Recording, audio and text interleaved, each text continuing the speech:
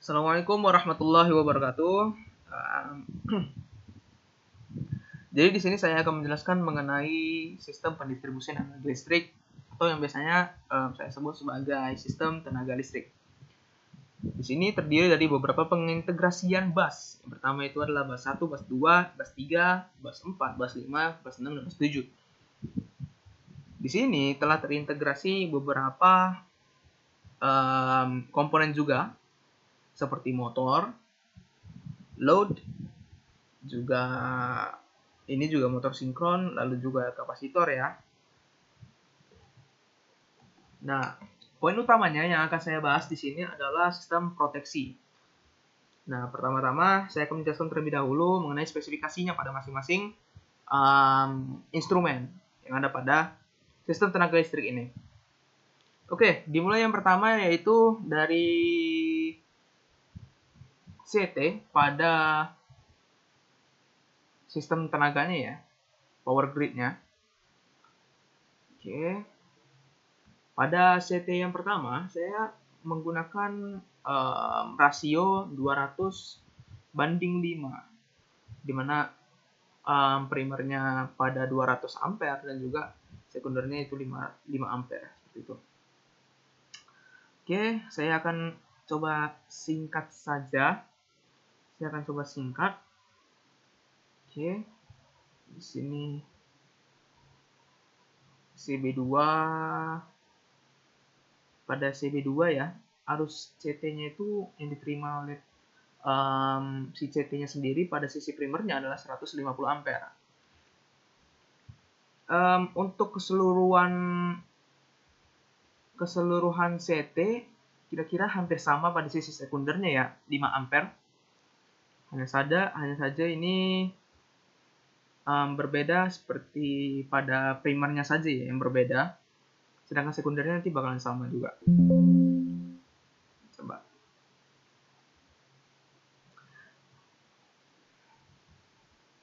Maaf ini agak lama juga. Laptop saya juga kurang mumpuni sebenarnya, tapi saya coba-coba saja. Nah, seperti ini. Ini juga pada sisi sekundernya juga 5 ampere ya. Yang hanya berbeda itu sisi primernya saja. Sedangkan sisi sekundernya saya input nominal yang sama untuk setiap CT-nya. Oke. Ketika sudah saya menginputkan nilai CT-nya, saya akan mengintegrasikan CB-nya, mengkonfigurasi terlebih dahulu ya. Nah, di sini saya menggunakan rating 24 kV. 24 kV dengan rated M 1250. Adapun saya memilih 24 kV itu berdasarkan tegangan busnya. Bus yang pertama di sini itu bernilai 20 kV. Jika saya letak di bawah 20 kV, maka CB ini tidak akan berfungsi. Seperti itu. Oke, pada CB kedua, saya akan coba singkat ya. Coba persingkat. Nah, sama juga, di sini saya juga letak 24 kV. Kenapa? Karena belum terjadi sistem trafo step down. Belum terjadi tegangan yang step down. Saya akan coba singkat ya. Ini CB2 ya. CB2, CB3, 24 kV ya. CB4 coba ya. CB4. Oke, sekarang CB5. Nah, CB5 di sini pada CB5, CB6 dan CB7 di sini saya menginput nilai kilovolt yang berbeda-beda ya. Pada bus ini contohnya sebentar. Pada bus 3, saya menginputkan nilai bus sebesar 1 kV. Nah, maka dari itu saya menginput tegangan CB sebesar 2,75 kV. Dan juga pada sisi trafonya ya, saya memberikan rating seperti ini. Dengan nilai rating kilovolt sebesar 20 kV sedangkan sekundernya menjadi 1 kV. Itu berarti tegangan ini adalah tegangan yang step down seperti itu. Nah, nilai impedansi seperti ini.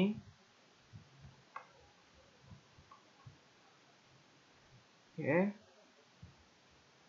Nilai grounding seperti ini ya. Saya akan coba persingkat. Baik, selanjutnya adalah ini ya. Trafo 3. Trafo 3 itu pada... Sebentar. Oh, ini maaf. Ini trafo 3 sebenarnya, teman-teman. Ini trafo 3 sebenarnya. Dengan nilai tegangan primernya itu adalah 20 kV, sedangkan pada sekundernya saya buat 5 kV sebenarnya. Oke, selanjutnya yaitu... maaf. Tadi itu sudah benar. Tadi itu adalah 15 kV. Sebentar, itu tadi 5 kV. Ini maksudnya trafo 3. Ini adalah trafo 2. Oke. Kita akan mulai dari trafo 2-nya ya, ratingnya. Nah, pada ratingnya sendiri, pada primer, itu adalah 20 kV, sedangkan sekundernya adalah 4 kV. Oke, kita lanjutkan ya pada trafo 3 ya. Ini juga impedansinya saya menggunakan pengotomatisasian dari sistem etapnya sendiri ya, dengan menggunakan tipe Z dan XR. Baik. Untuk sistem penggroundingannya juga sama ya. Dengan sisi primernya adalah delta dan sekundernya adalah Y, seperti itu. Oke, selanjutnya itu adalah trafo. Trafo 3 ya, trafo 3. Maaf, ini agak sedikit kurang cepat. Tetapi ini laptopnya masih bisa support untuk etapnya sendiri. Baik, untuk sisi primernya itu adalah 20 kV, sedangkan sisi sekundernya bernilai 5 kV. Untuk impedansinya sama seperti sebelumnya, saya menggunakan tipikal ZNXR. Oke, ini adalah sistem pengotomatisasian dari etapnya sendiri. Dan kurang lebih sama saja. Oke. Nah, untuk CB-nya sendiri saya bilang sebelumnya bahwasanya masing-masing CB pada CB 5, CB 6, dan CB 7 itu nilainya berbeda-beda karena trafonya pada sisi sekunder itu diinput dengan nilai yang berbeda-beda. Sedangkan pada sisi B2, CB3, dan CB4 itu nilainya sama karena belum melewati sisi trafonya seperti itu. Jadi ini sisi sebelumnya ibaratnya. Oke, kita akan masuk dulu kepada pembahasan intinya. Kita masuk pada relay 1. Nah, relay 1 di sini saya menggunakan library Alstom P127. Dengan relaynya sendiri saya setting sebagai relay overcurrent atau relay OCR dengan nilai ratingnya sendiri. Ini seperti jenis kurva ya. Jenis kurvanya adalah IEC standard inverse dengan arus pickupnya 0,6 dan juga time dialnya 0,3. Lalu selanjutnya adalah pada sisi ground, saya menggunakan settingan seperti ini, IEC extremely inverse dengan pickupnya 0,2 dan juga 0,1. Lalu instantaneous juga seperti ini dan juga directionalnya juga seperti ini. Nanti akan saya jelaskan mengapa saya memilih menggunakan instantaneous. Oke. Selanjutnya di sini ada pada relay 2. Sama juga seperti relay sebelumnya. Saya menggunakan library Alstom P127. Dengan overcurrent itu jenis kurvanya adalah extremely inverse. Extremely inverse dengan arus pickupnya 0,7 juga time dialnya 0,7. Pickupnya 0,6, time dialnya 0,7. Saya mengaktifkan instantaneousnya karena seperti ini. Jadi ada tiga pengujian pada video kali ini, yaitu pengujian load flow, pengujian short circuit, dan pengujian short circuit pada bus. Nah, contohnya seperti ini. Ketika saya ingin melakukan short circuit pada bus 3, maka saya menginginkan CB5 ini dan juga CB2 ini beraksi. Lalu bagaimana dengan CB yang lainnya? Nah, seperti ini. Jika CB5 trip dan juga CB2 trip, saya menginginkan agar CB1 tidak trip. Saya tidak mau CB1 ini trip, karena ketika CB1 ini trip, maka yang lainnya juga tidak akan terdistribusi energi listriknya. Jadi ibaratnya CB1 ini stop, open circuit. Dia tidak akan menyuplai energi listrik lagi.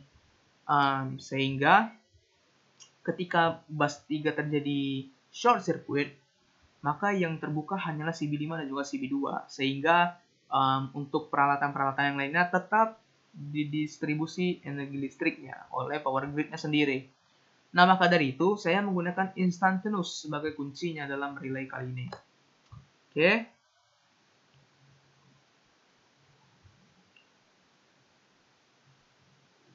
Beginilah ratingnya sendiri ya. Extremely inverse pada relay 2, IAEC extremely inverse. Lalu instantaneousnya ada pada rating seperti ini. Baik, saya akan lanjutkan juga ya, relay 3. Saya agak percepat. Oke, relay 3 seperti ini. Extremely inverse juga, directional.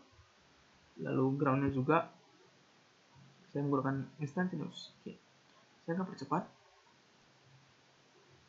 Baik, ini pada relay 4 ya.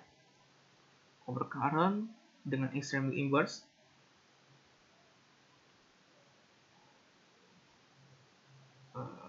Kita pada ground dulu. Oke, ini groundnya juga instantaneous juga ya. Saya menggunakan instantaneous juga. Oke, ini pada fase relay 5 ya. Saya menggunakan IEC extremely inverse juga, instantaneous. Saya mengaktifkan instantaneousnya juga. Oke, ini juga saya mengaktifkan instantaneousnya juga. Oke, juga relay 7-nya saya mengaktifkan instantaneousnya juga. Oke, kurang lebih sudah jelas. Saya akan coba masuk kepada pembahasan intinya.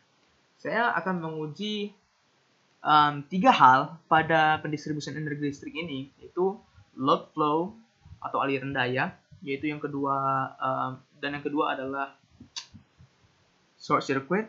Lalu yang ketiga adalah short circuit pada masing-masing bus, seperti itu ya. Baik, saya akan mulai dari load flow-nya terlebih dahulu ya. Kita tekan load flow-nya. Baik, di sini sudah terlihat bahwasanya power grid akan mendistribusikan energi listrik sebesar atau daya semu sebesar 10.681 kVA. Itu sangat besar. Lalu akan masuk ke bus 1, bus 2, dan juga bus 3. Akan masuk pada masing-masing pendistribusian jaringan listrik ya. Sebentar saya coba geser ini aja. Oke.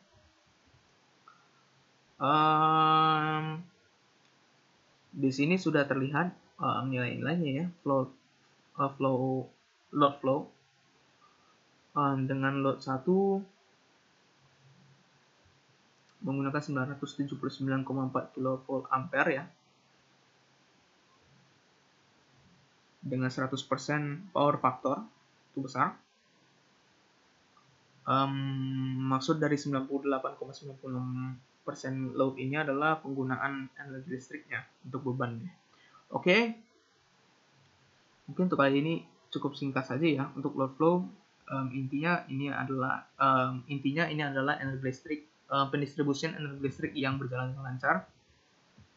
Seperti ini. Oke, seperti ini. Bus 1 ada pada angka 100% penggunaannya. 98,96% pada bus 3, dan juga bus 5 98,91%, dan juga 98,68% pada bus 7. Oke, mungkin pada kilowattnya sekarang ya. Oke. 10.242 kilowatt yang terdistribusi pada bus 1. Mengalir pada 3 jaringan listrik dan nilainya adalah seperti yang terlihat pada etap ini. Kita akan masuk pada pengujian kedua, yaitu short circuit. Oke, di sini terlihat short circuit pada bus 3 dan juga bus 5. Lantas bus 7 di sini tidak terjadi short circuit.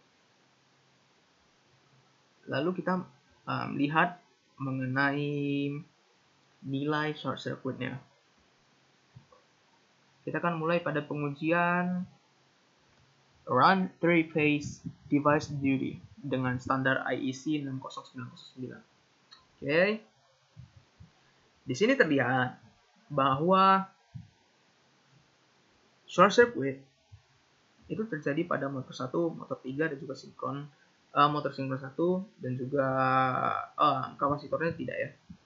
Nah, jadi pada motornya ini yang terjadi short circuit. Short circuit ini teridentifikasi karena penggunaan beban yang berlebih. Sehingga bisa terjadi tegangan yang akan lompat pada masing-masing fasanya, sehingga akan terjadi short circuit. Nah, ada pada momen-momen seperti itu, short circuit itu sering terjadi dikarenakan penggunaan beban yang besar, sehingga tegangan akan lompat dan fasa saling bersentuhan. Seperti itu, atau terjadi tegangan yang tembus. Nah, begitu juga dengan bus 5. Yang terjadi short circuit di sini ada pada beban-bebannya seperti lump load, lalu ada motor asinkron dan juga motor sinkron. Nah, di sini terlihat bahwa lump load itu pada angka 8.100 ampere. 8.100 ampere, ya benar. 8.810 ampere. 810 ampere. Nah, ini pada 1190 dan juga ini 130 ampere. Nah, ketika ditotalkan, pada bus 5 ini terjadi 13,103 kiloampere. Itu besar. Dan juga ini 13,39 kiloampere pada bus 3. Oke.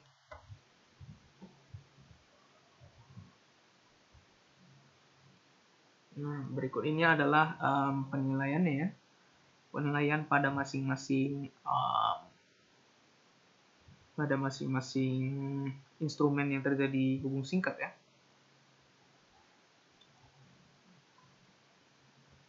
Dengan motor 1, hubung singkat yang terjadi itu adalah 4,196 kiloampere.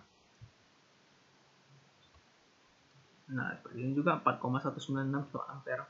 Negatif menandakan bahwa arus yang tertinggal dari tegangannya sehingga membelakangi tegangan, sehingga negatif 81,74 degree itu menandakan bahwasanya arus meninggalkan tegangan seperti itu sebesar negatif 81,74 derajat seperti itu. Nah, begitu juga sama ya mengenai masing-masing instrumen ya di sini menandakan bahwasanya arusnya tertinggal. Oke.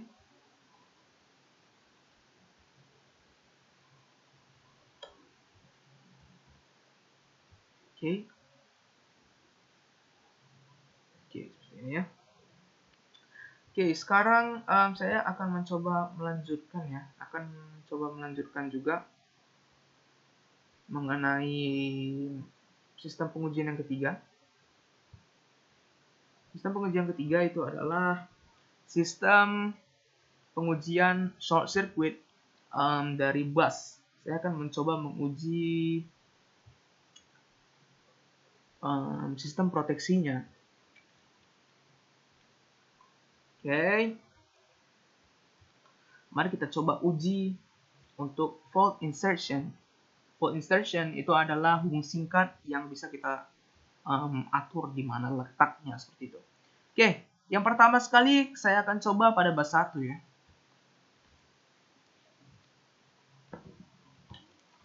Nah, pada CB1, apabila terjadi hubung singkat pada bus 1, yang beraksi duluan adalah CB1. Nah, lalu sebenarnya ada 3 tahapan sebenarnya yang terjadi. Ada 3 tahap verifikasi untuk sistem proteksi pada etap ini. Dia cuma 3 langkah. Dan dapat terlihat bahwasanya CB1 terlihat trip 2 kali ya. Lalu di trip terakhirnya pada relay 2 seperti itu. Sehingga di sini kalau dilihat berikut ini adalah tegangannya. Oke. Kita lanjutkan pada bus 3 ya.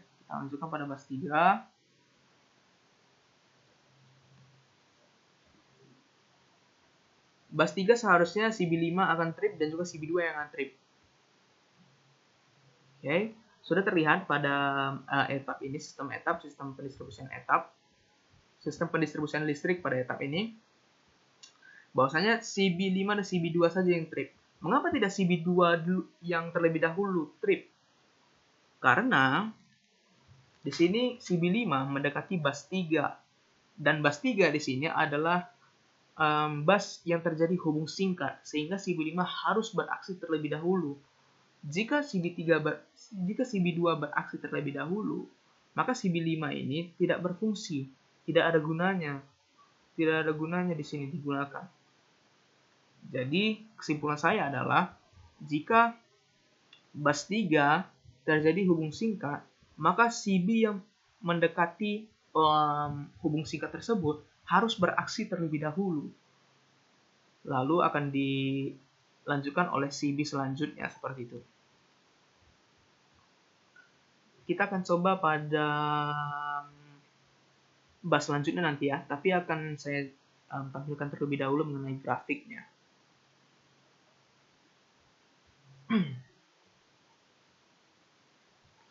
Oke. Maaf agak lama ya. Laptop saya coba menguji. Oke. Seperti inilah bentuk grafiknya. Bentuk grafiknya seperti ini.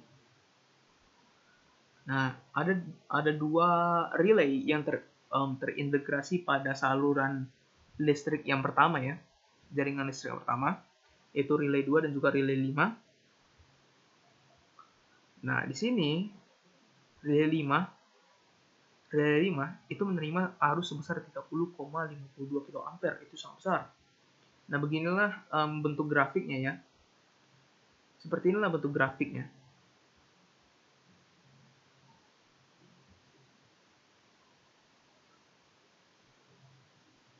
Oke. Di sini dengan arus pickupnya ya. Arus pickupnya itu sebesar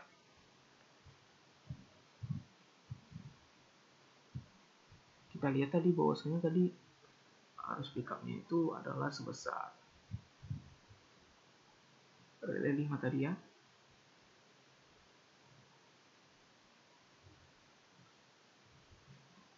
Kita coba lihat pada relay 5 kita lihat arus pickupnya sebesar apa.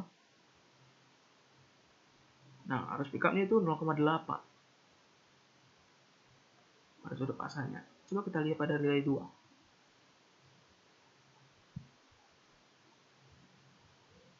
Nah, arus pickupnya adalah 0,6. Oke.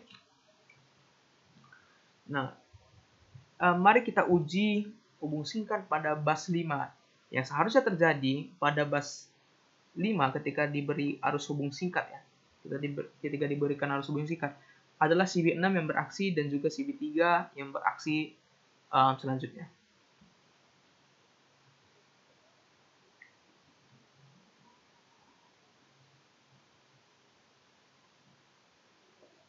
Oke, sudah terlihat. Maka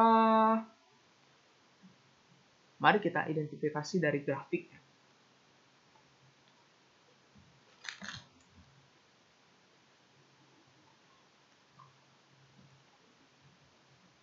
Oke, beginilah bentuk grafiknya. Dengan relay 3 dan relay 6 terintegrasi pada satu jaringan listrik. Ketika diberikan arus hubung singkat pada bus 5 tadi, relay 3 menerima 2,195 kA itu arus yang besar, dan juga 10,975 kA pada relay 6. Nah, relay 6 harus beraksi terlebih dahulu karena arus hubung singkat itu terjadi pada bus yang mendekati CB pada relay 6. Jadi sehingga CB6 harus beraksi terlebih dahulu. Oke, mari kita lanjutkan dengan arus hubung singkat pada bus 7. Yang terjadi harusnya adalah CB7 yang trip terlebih dahulu dan lanjutkan dengan CB4 yang akan trip.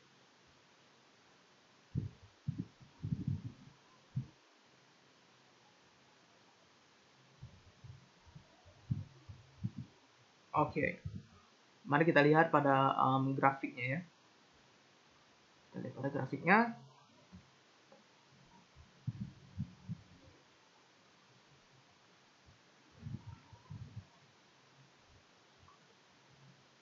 Nah, oke. Dua relay yang terintegrasi pada jaringan listrik ini, yaitu relay 4 dan juga relay 7. Pada sistem jaringan listrik yang terkena hubung singkat pada bus berapa tadi itu? Bus 5 ya? Bus 7 mah, bus 7 ya. Bus 7. Bus 7.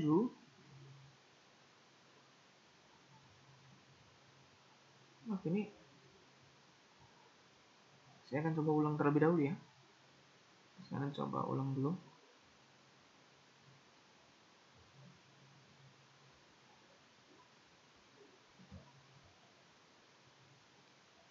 Pada bus 7 ya. Nah, pada bus 7 ketika terjadi hubung singkat di busnya, relay 7 yang dimana arus hubung singkat yang mendekati CB7-nya sendiri itu menerima arus sebesar 9,7 kA, dan juga relay 4 yang menerima 2,425 kA. Relay 7 harus beraksi terlebih dahulu karena arus hubung singkatnya mendekati CB pada bus tersebut. Jadi CB7 harus trip terlebih dahulu. Oke. Nah, dapat dilihat bahwa ketika CB4 dan juga CB7 trip, yang terjadi apa? Yang terjadi adalah sistem jaringan listrik yang lainnya tidak terganggu. Ketika CB1 yang trip, maka semuanya ini tidaklah beraksi. Jika bus 7 yang terkena hubung singkat, maka CB ini saja yang terbuka, sehingga dia tidak mengganggu aliran jaringan listrik yang lainnya. Contoh, pada bus 5. Bus 5 juga seperti itu. Ketika trip pada CB6 dan juga CB3, jaringan lainnya tidak terganggu. Dapat terlihat di sini 3,41 kV. Di sini juga 0,713 kV. Dan juga di sini 12,7 kV, yang mana ini menandakan bahwasanya jaringan listriknya tetap terdistribusi tanpa terganggu oleh si arus hubung singkat seperti ini. Baik, mungkin itu saja yang dapat saya terangkan dalam video pendistribusian energi listrik pada etap ini ya. Apabila ada salah kata dalam penyampaian, saya mohon maaf kepada Allah, saya mohon ampun. Demikian saya akhiri. Assalamualaikum warahmatullahi wabarakatuh. Selamat malam.